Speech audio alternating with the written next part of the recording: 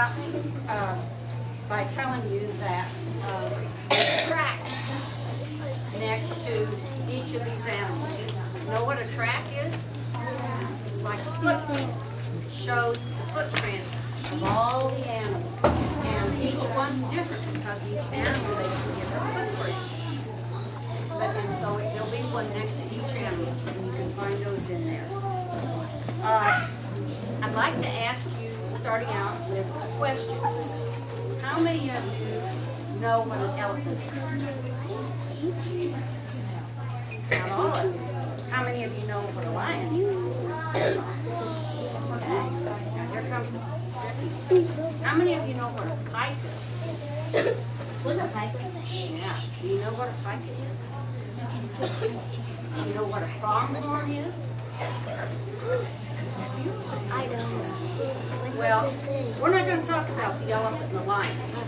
They're from Africa. We're going to talk about tiger, pronghorn, and many other animals that live right here in the United States that maybe someday you can go see. Maybe you've already seen some of these I animals. saw one in the Ivan. Now, this bird here on the front, that's an owl. But it's not only an owl, it's a great gray owl. And it's the largest of the owls here in North America, the United States. And when you go to look for an owl, like this one, you look up in a tree, and it's going to be up just about the size, as high as the ceiling, maybe a little bit higher. And you're going to look for something that looks like a shoebox. It looks kind of square, and that's how you can spot it. If you keep looking for it when you're driving down the road, and these great gray owls live way up north. They don't come any further down, but they'll come like to Oklahoma. They stay up no further south than like Yellowstone National Park. So they're really hard to find. They live way up in the north part of the country.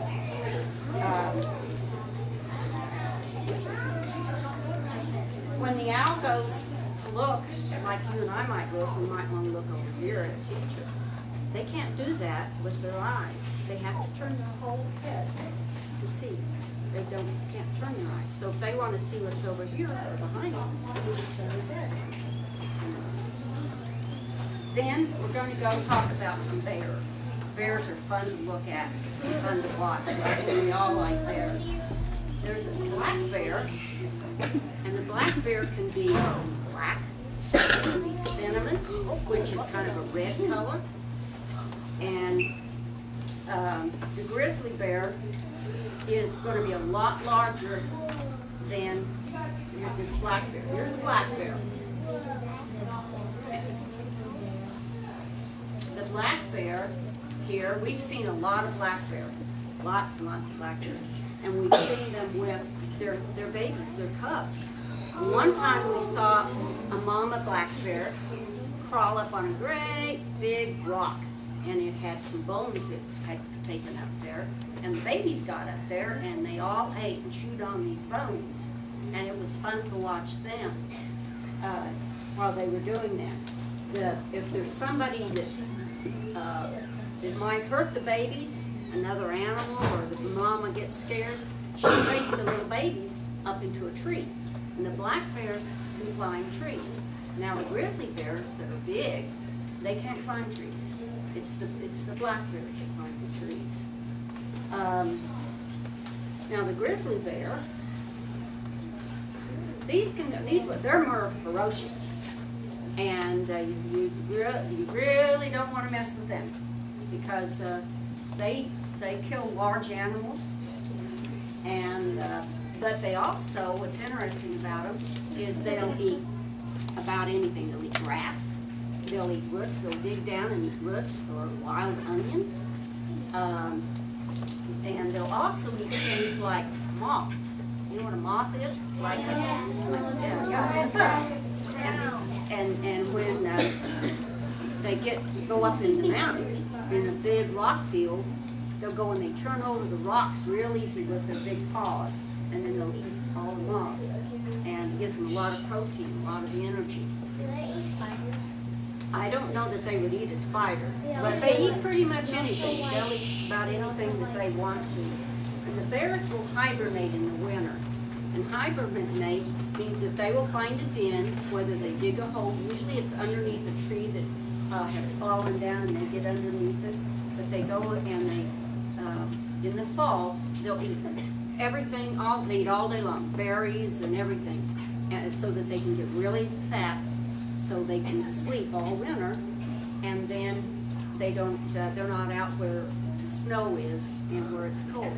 And the babies of the bears are born while they're hibernating, while they're in their den, because they live in a den, and that's when the babies are born. And they don't come out, they stay in there for weeks and weeks and weeks until the mother comes out in the springtime, and then she'll bring her new babies out. Randy, is there something you want to tell them about? Well, I want to tell them a little bit about the pronghorn. And the pronghorn, some people think it's a deer, but it really isn't a deer at all. And some people call it a goat, and it's not a goat either. But it's in a family all by itself. There's no other animals in its family.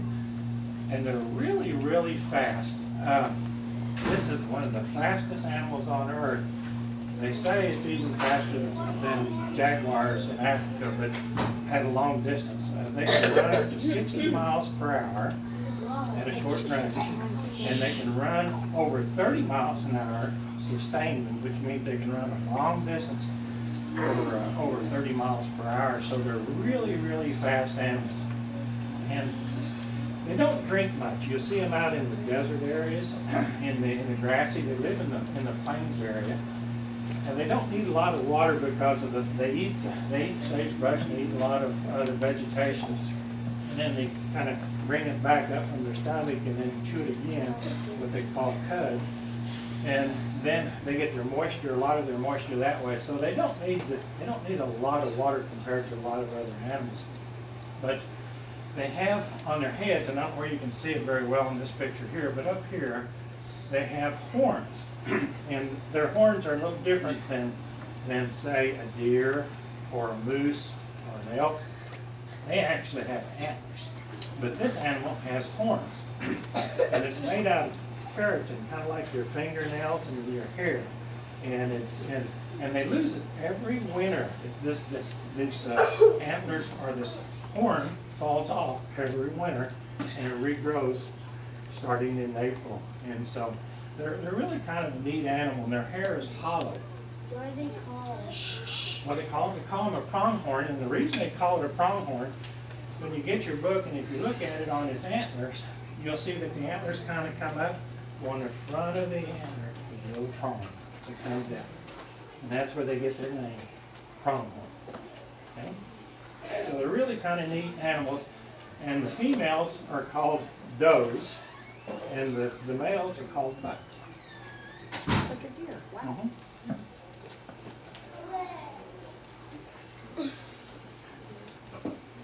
Okay, let's talk next about the animals that live high in the mountains. There's one that's called the mountain goat, and it's bigger and has a lot more muscles than the goats you see here in Oklahoma at a farm or in the pasture somewhere. The mountain goats live so high in the mountains that they live where trees can't even grow, and that's called above tree line. And they're pure white, and they live. It's very, very high where they live. They like to get up in the rocks, and they'll climb up in the rocks, and they're a beautiful animal. Their babies are called kids, and they kind of have little suction cups on the bottom of their feet. Kind of their feet are made kind of like little suction cups, things that can really grasp onto things. That way they can go across these rocks and just almost go up on vertical rocks because of the way their feet are formed. When we went up to photograph these, we were so high up in the mountains, and we have very big cameras and lenses, real big ones. And it's real hard to breathe up there because they're so high up, and particularly when you're climbing a high mountain.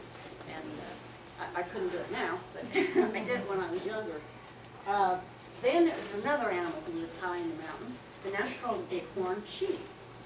And there's all kinds of wild sheep. These are bighorn. male's a ram, and they have a big pearl. And every year, this horn grows more, and it'll have rings on it so that the biologists can figure out how old they are.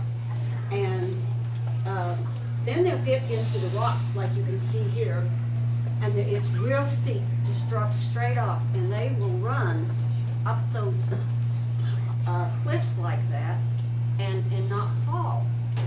And a lot of times they'll have their babies up where it's next to the ledges, and they'll keep their babies up near the ledges for protection so that other animals can't get them. So they're a beautiful animal also, and they're a lot bigger than the sheep we have here. And the males, which have the big horns, the females have little horns, but the males that have the big horns, they will get, and they'll get a little ways away from each other, and they'll lower their heads, and they'll run at each other, and they'll make a big, big clash with their heads, and makes a loud noise. And they have, their heads are made so that their skull, it has an extra real hard skull so that they can do that without injuring themselves.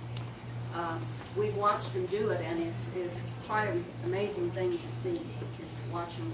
They will actually hit so hard that their back feet come clear up in the air. And but they're another one that lives up north, up high in the mountains.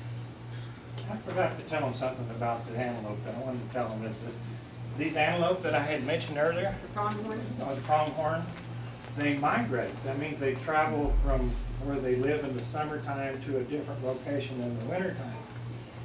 And these pronghorns migrate further than any other animal in the lower United States. They migrate over 300 miles just from where they winter and where they summer. Oh, and speaking of things, I forgot to tell you something. I was going to tell you about, go back to the grizzly bear. Now remember, the grizzly bear is the meaner of the two bears. They will attack humans. Not that black bears have attacked humans, but the grizzly bear will attack them and eat them. I mean, they eat everything. And we were taking pictures of them one time. We saw one coming down this little hill, and we were at this back a ways from where they have a little ranch where they rode horses up in the mountains. And so we got watching this bear, grizzly bear, and so we got back, and he went up to this corral, and so they had a big haystack. So I got up on this haystack to take pictures of it, because I had a video camera, and I also had a camera that we could take still pictures with where they're not moving. And this grizzly bear comes up to this corral, and there's horses in it. Well, he sticks his head through the railing, and the horse doesn't go over towards him, but he leans way over, and they almost touch noses, and they're smelling each other. And the bear was too big to get in. He tried to put his head in, and he put his head in, but couldn't get his front legs in and stuff. So I got all that on my video. And then the big grizzly bear starts walking around the corral to where we are on the haystack. Well, we thought we better get off that haystack because we knew he could climb a haystack if he wanted to. Both of them fighting? Well, they didn't bite. No. No fighting. No, they weren't fighting. They just smelled each other. And the horse was okay because he was in a corral. Because if they get mad at each other, they fight. Yes, they do. Yes, they can fight. On the chin also. Yeah, bears will fight. They sure will, you know. But this, so we saw this grizzly bear coming around where we were. So we scrambled real quick off of this haystack. And about that time, this dog that lived down the hill where this ranch was at comes up, and he sees the bear, and he goes up and he bites him on the bottom. So that made the bear mad. So what do you think the dog did? The dog ran straight to us and kept right on going. Well, we knew we had to get out of there and get out of there pretty quick. And there happened to be a little, what's called a tack shop. And it's where they keep saddles and bridles and things for the horses, blankets for the horses. So we go in, I go in there real quick, and Randy ran around to the back. and the bear goes by, and Randy's trying to get around so he can get inside with me. But that was a scary moment when that dog went and bit him on the rear end, and then the dog comes running over at us for protection. So anyway, I wanted to share that with you, because that was, believe me, a very exciting time that I really wouldn't want to relive. So, why don't you tell them about the elk? Well, I want to tell you about these elk. They kind of look like a deer, except they're really big. Now, there's 3 different types of elk. There's a Thule elk, and it weighs like 500 pounds. And then there's a Roosevelt elk that weighs about 600 pounds. But these Rocky Mountain elk that live up in the mountains in Colorado, Wyoming, and Montana, they get up to 850 pounds, or sometimes even bigger, but they're just huge. And as you can tell, look at this picture. This one here had a really big set of antlers, and those antlers fall off every winter, and they grow new antlers. And you can see how big those antlers are on that. And those antlers, when they start growing new antlers in the springtime around April, and those things will grow about an inch a day. And then they get this velvet stuff on the outside of them, and while they're growing, and then in the fall they start rubbing up against the trees to rub off this velvet stuff, and then they get real nice and shiny like that one there. But they're really neat animals, and they bugle. Well, I left the bugle over there, but they make a real high, shrill noise when they bugle. And you can't believe that this big old animal makes a noise that sounds something like this right here. It goes, and that's what they sound like. That great big old animal makes that real high noise. And boy, I tell you what, at night when you're up there camping, you hear something like that outside your camp making that noise. It's kind of scary. It's really a lot of fun to watch those animals. I really enjoy it. They taste good too. Yeah, they're good. They're fun to watch. They're really a lot of fun to watch, especially in the fall. And I might add that a lot of people will see a deer or an elk or something, a moose, and they'll say they have horns. These animals have antlers, and the difference is an antler will fall off every year, and then they grow them again next year. A horn just stays there and it grows bigger. That they don't lose them like a big cow, bull, you know. They'll just keep their horns. But the ones with antlers, that's the difference. The antlers fall off. Okay, I was going to tell you about one other animal and then I'll quit. But I was going to tell you about this beaver. One day, Madelyn and I was walking along this beaver dam, and I saw this beaver. He's over here and he's asleep. He's laying down underneath the tree. So we decided we'd take a picture of him, and you can't tell by looking up there, but when you get your book, if you look at it, you'll see his mouth is open and he's yawning. He's just starting to wake up. And look at his teeth. His teeth are red on the outside. And the reason they're red on the outside is because that's a real hard substance on the outside of their teeth, and their inside of their teeth is real soft. So when they bite down on a tree, it sharpens their teeth, because the outside is hard and the inside is soft. And so they have real sharp teeth, and what they do, they can cut down a tree with their teeth. And you don't see beaver very often because they mainly come out at night. So we were really thrilled, and we were really glad that we could find this beaver out in the daytime so we could get a picture of him, because you don't see them out in the daytime very often. And they live, their house that they live in is a big bunch of sticks, and it's called the lodge. And that's where they live at during the wintertime. If you know where animals live, then you know where to look for them when you're out. And when you're out, maybe on a trail somewhere, or if you get to go to a forest, if you're quiet or you see a wild animal, if you're quiet, you don't scare it away, you can watch it and see what its behavior is. But there's some animals, say like a bear or a big moose, who we didn't talk about today, you want to make noise so they can hear you when you don't startle them and scare them, because if you do, they can hurt you.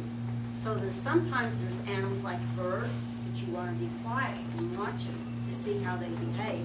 And then there's others, if you're up further north in the mountains, that you want to make noise. One time I was looking for a great gray owl, the one on the cover, so I was looking up in the trees, and I walked right up on a mother moose. They were laying down, there was a log there. She was laying down there, and she had a brand new baby moose. It was just a little tiny thing. And she stood up, and I knew I was in trouble because they can be very mean when they have babies, and they can attack you. So I just slowly backed up. I'm glad the log was between us because I think that's what kept her from charging me.